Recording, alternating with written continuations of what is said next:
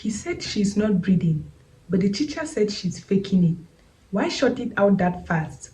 Was it confidence, or is there something she didn't want to be noticed? She's faking it. Someone get back to your seat. The tile is ice against my cheek. I'm staring at the ceiling lights, blinking in and out, my fingers twitching but not moving. I'm Maya, 16, in the middle of third period biology, and I can hear everything, but my body won't respond. A chair scrapes near me. Someone snickers. My teacher, Mrs. Klein, doesn't come closer.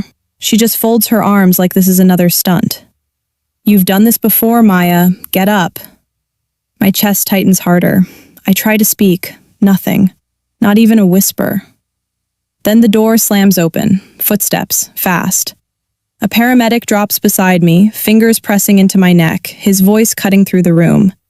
She's not responding. How long has she been like this? No one answers. His head snaps up, straight at her. I'm calling this in. She goes quiet. The room doesn't sound the same anymore. The laughter is gone, replaced by this thick, suffocating silence. I can still hear everything, but it feels distant, like I'm underwater. My heartbeat pounds unevenly in my ears, fast, then too slow, then skipping. She's not responding, the paramedic repeats, sharper this time, like he's forcing the words to land. His hand presses harder against my neck, then shifts to my wrist. Pulse is irregular. Irregular. That word cuts through everything. Mrs. Klein lets out a short, brittle laugh behind him. She does this. She's done this before. She just needs a minute. A minute. My lungs burn. I try again, move, blink, anything, but my body won't listen. It's like I've been locked inside it. The paramedic doesn't even look back at me when he answers her. His eyes stay fixed, focused, calculating. Then why wasn't she in the nurse's office? He snaps. Why wasn't this called in earlier? No response. I hear shifting, desks scraping, someone whispering, "Wait, is this real?" A second set of footsteps rushes in. Another paramedic. A bag drops beside me with a heavy thud, zippers tearing open. "Oxygen," the first one says quickly, "and get me a monitor, now!" Something presses over my face. Cool air floods in, sharp and artificial. My chest jerks, but still won't fully cooperate. "Stay with me," he says, closer now. Not to the room, to me. I want to. I can't. Behind him, Mrs. Klein's voice is smaller now, uncertain. I didn't think it was serious." Didn't think. A student's voice cuts in, shaky. "She's been like that for a while, like she fell and just didn't move." "How long?" the second paramedic asks. There's a pause. Too long. 5 minutes, maybe more. Everything shifts. Even through the haze, I feel it. That moment where the room realizes something is very, very wrong. The first paramedic goes still for half a second. Then, under his breath, low and tight, 5 minutes? The monitor flickers on beside me, beeping, uneven, wrong. He looks at the screen, then at me, then back at Mrs. Klein. And this time, when he speaks, there's no hesitation, just urgency, sharp and unmistakable. "We're past basic response time. If this is what I think it is..." He doesn't finish. He doesn't need to. Because suddenly, everyone in the room is staring. At him, at me, and at her. And for the first time, Mrs. Klein looks like she doesn't know what to say. I can't see Mrs. Klein from where I'm lying, but I hear the shift in her voice. Less sharp. Less certain. No, it wasn't that long. You're exaggerating." "I'm not," a student says, quieter now. "She fell during your explanation, before the bell reminder." The paramedic doesn't argue. He doesn't need to. His focus is already back on me, adjusting the mask, checking my eyes with a small pen light. "Maya, can you hear me? Blink if you can hear me." I try. Nothing. Inside, panic is building fast, loud, desperate, but on the outside, I'm completely still. "She's not tracking," he mutters. That word again. Not responding. Not tracking. Irregular. It doesn't match what she said. It doesn't match faking. She's had episodes before, Mrs. Klein insists, clinging to it now. Always around tests. Always when there's pressure. There's a murmur in the room. Not agreement, something else. Doubt. Because they've seen it too. The times I asked to leave. The times I sat still, gripping the desk, waiting for it to pass. I remember trying to explain it last week, quietly after class. My chest feels weird, like it skips. She didn't even look up from her computer. You're fine, Maya. You just don't handle stress well.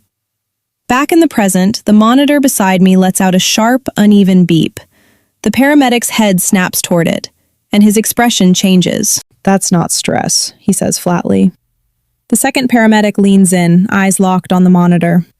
Rhythm's off, way off. The beeping turns jagged, too fast, then dropping, then spiking again.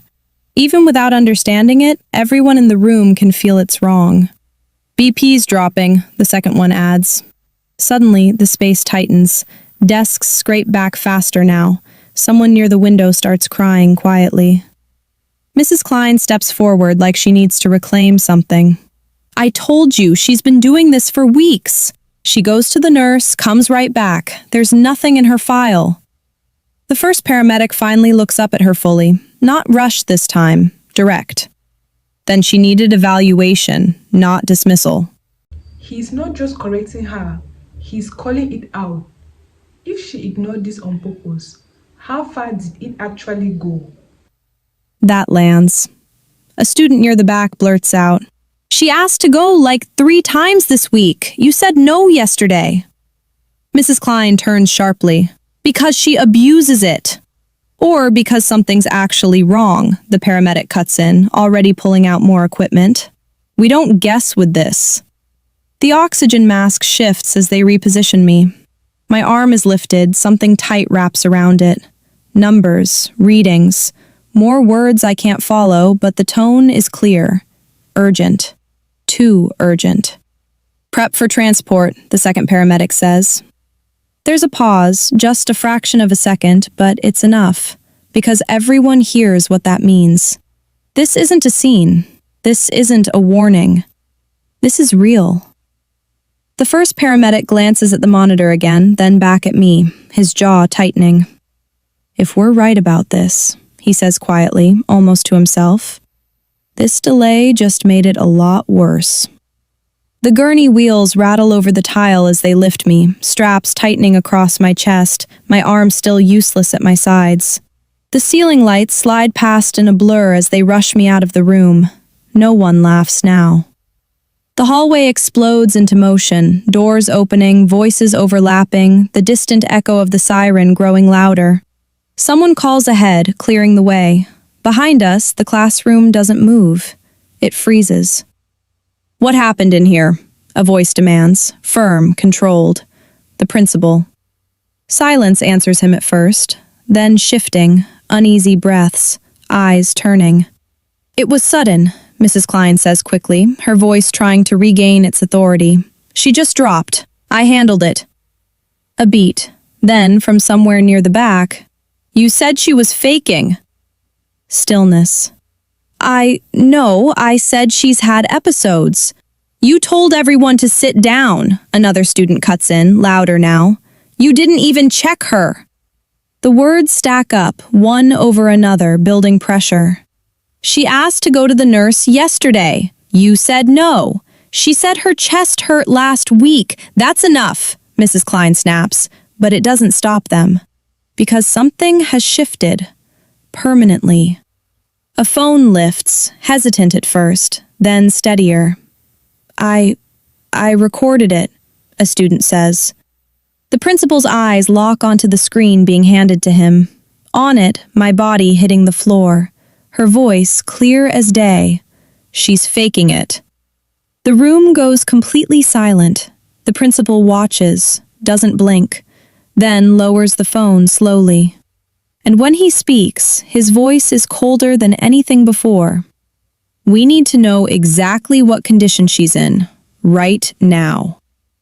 The answer comes faster than anyone expects, and hits harder than anything said in that classroom. At the hospital, a cardiologist stands at the foot of the bed, voice steady, clinical. Maya experienced a severe cardiac arrhythmia, likely linked to an underlying electrical condition in the heart. It causes sudden loss of muscle control, loss of consciousness, and in some cases, cardiac arrest. My mom's hand tightens around mine. She's stable now, he continues, but the delay in emergency response, those first few minutes, put her at significantly higher risk. If intervention had come any later, he doesn't finish. He doesn't need to. Everything clicks into place. The dizziness, the skipped beats, the times I couldn't catch my breath. None of it was random. None of it was fake. When I fully wake up, hours later, the room is dim. Machines hum softly around me. My chest aches. Not sharp, just heavy. My mom is there. My dad too. Their faces look like they've aged overnight. "You're okay," she whispers, but her voice shakes. I nod slightly. It's the only movement I can manage. Then, quietly, she tells me what happened after I was taken out. The video, the students speaking up, the paramedics report, Mrs. Klein being escorted out of the building before the day even ended. I stare at the ceiling again, but this time, I can move. I just don't say anything. Because the part that lingers isn't the hospital, it's the floor. Hearing them laugh, hearing her say it. By the end of the week, everything changes. Mrs. Klein is placed on administrative leave, then officially terminated after the investigation confirms failure to follow emergency protocol and negligence in multiple prior incidents. The school issues a formal statement. New policies are put in place. Mandatory medical response training, stricter nurse access, zero discretion in collapse situations. Students who were in the room are called in one by one. Statements taken. The video becomes central evidence. Some of them avoid me when I return. Some try to apologize. Most don't know what to say. When I finally walk back onto campus, it's quieter than I remember. Not because the school changed, but because people did. I pass the biology hallway. Same door, same room. I don't stop. My hand brushes lightly against my chest, feeling the steady rhythm this time. Controlled, monitored, real. And as I keep walking, one thing is finally clear. I didn't need them to believe me, but they should have.